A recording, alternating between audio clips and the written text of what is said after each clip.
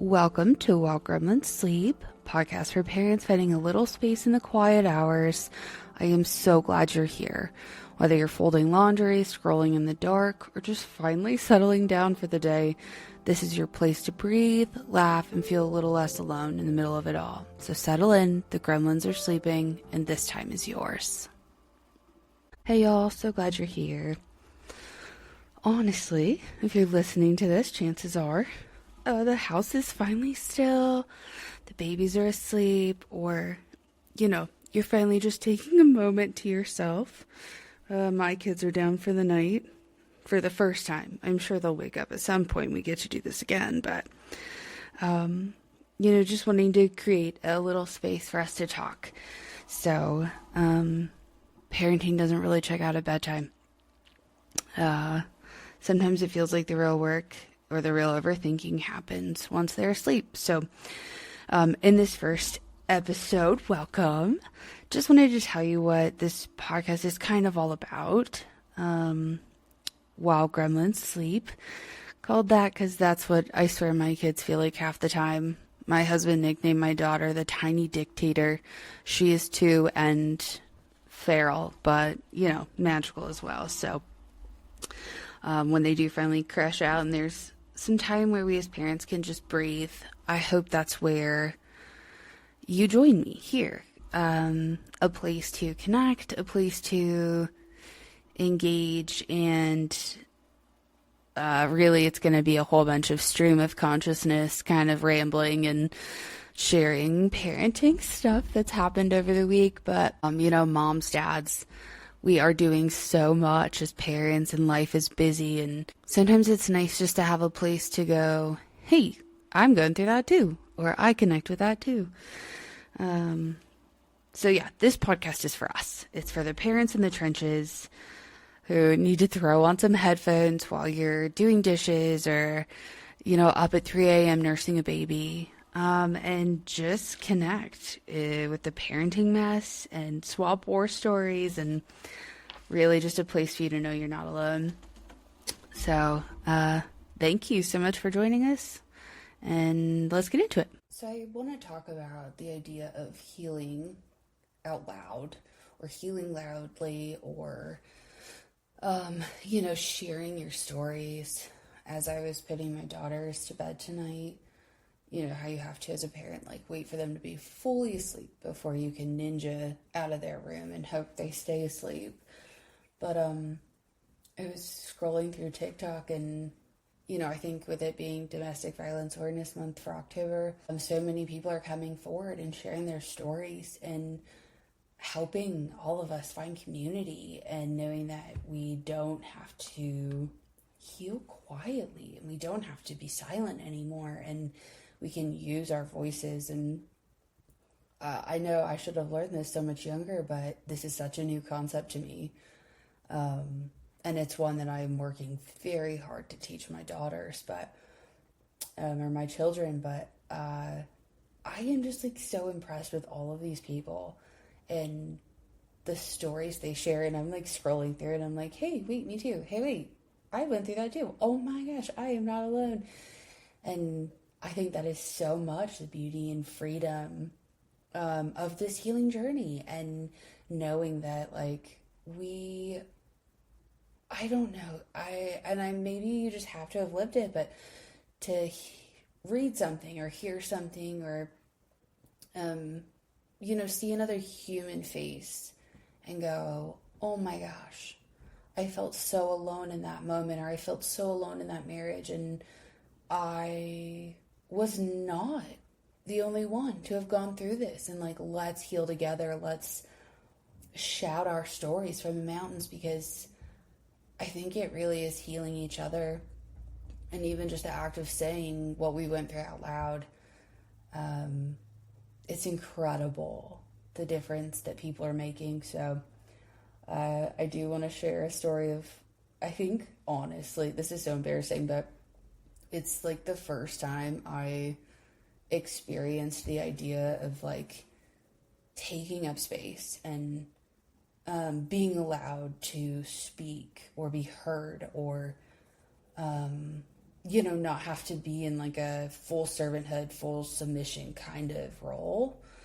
And, I realize I'm an adult woman and I'm working very hard to make sure I teach my daughters this now that it is so on my radar. But I work at a really family friendly practice, and they let me bring my kids to work, which I know I am so lucky. So I was 6 weeks postpartum with my second to youngest, and my boss let me bring her to work with me. And so she was brand new, tiny, itty bitty, had that like newborn cry still. She had started to cry a little bit while I was in the office, and I was profusely apologizing, like, I am so sorry, I will try and keep her quiet. And this sweet girl looked at me and she said, like, laughed, and I was so taken aback, like, what in the world? And she looked straight at me and she said, we don't apologize for taking up space here. She can be as loud as she needs to, and you can be as loud as you need to. We take up space here. And I kind of just sat there stunned, because I have always worked in jobs where you are not allowed to take up space. It's not about you. In my first marriage, there was no space allowed for me. My thoughts, my needs, even down to basic necessities, were not a priority. And so this idea that one is a girl, and as a mother, it was okay to take up space. It was okay to say what I needed, to take a break, to ask for help. That has, I know it sounds so basic, right? But like, it's something everybody should know. But it has seriously revolutionized my thoughts. And, as I watched my teenager go through this journey, it's been interesting to make sure I'm changing my parenting approach as well. Because growing up, I didn't think I could take up space. I definitely felt the limits of a lot of my life. And with her, I am just watching her break through all of these, boundaries or things that could potentially hold her back. And she is just crushing it.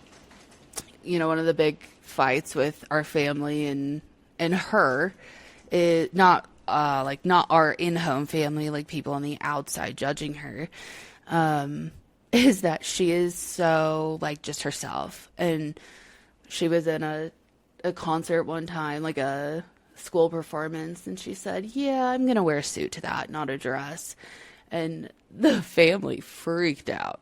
And she's a girl, she has to wear a dress, she has to look like all the other girls, she has to tos. And she said, I don't really care what people say, like, this is what I'm comfortable in right now, and I'm gonna wear it. And she got permission, and she did, and she was incredible. Like, I wish people would understand that letting kids have their uniqueness, have their character, to take up space, to be loud, to say their piece, to let them say how they feel. Like, again, I'll probably end up talking about my kids way too much, but my 13-year-old will come up to me and say, hey, what you said, it really hurt my feelings, and I don't think that was a fair thing to say to me.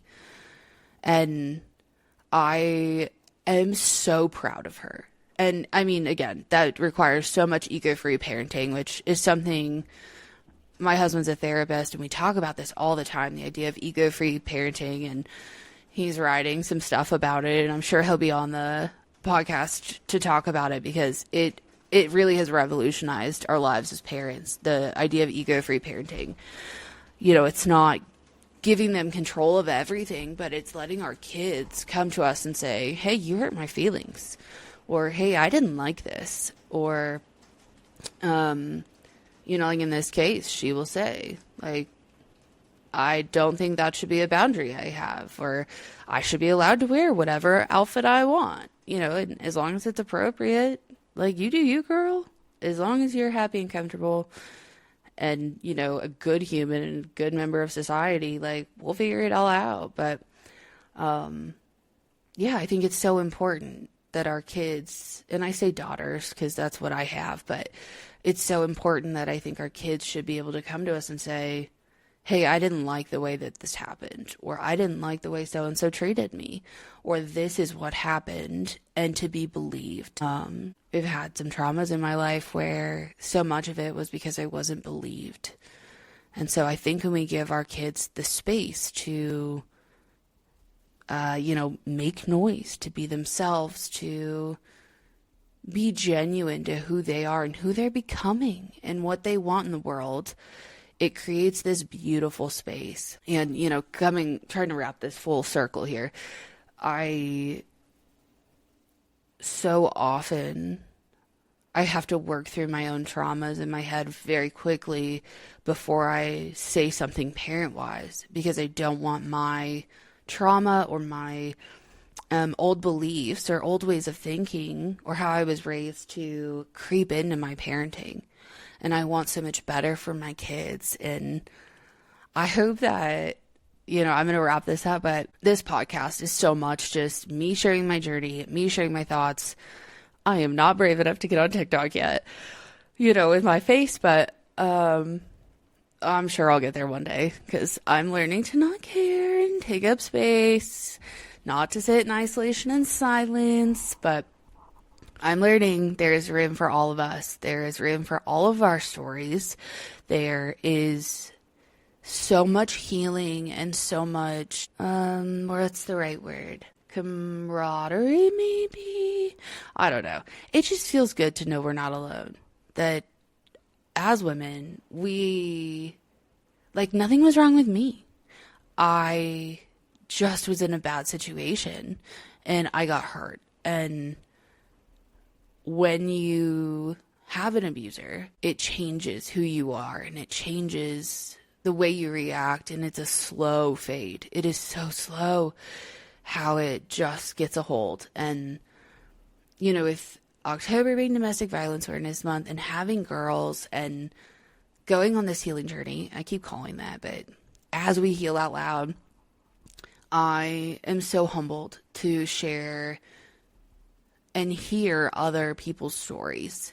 And I hope that those stories are held know that those stories are held so gently in my heart. And thank you for taking the time to listen to me ramble and taking the time to support the podcast. And I really do hope this becomes a community of women where we can all heal together and share together and do the journey together. So I will wrap it up here because now I feel like I really am rambling, but I'll probably be releasing episodes weekly and we'll be getting the blog going.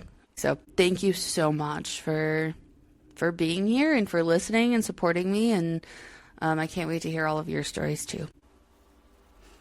Thanks for hanging out with me here on While Gremlins Sleep. I hope this little late night break gave you a moment to breathe. If you want more or to connect, you can always find me at whilegremlinsleep.com. Until next time, take care and get some rest if you can.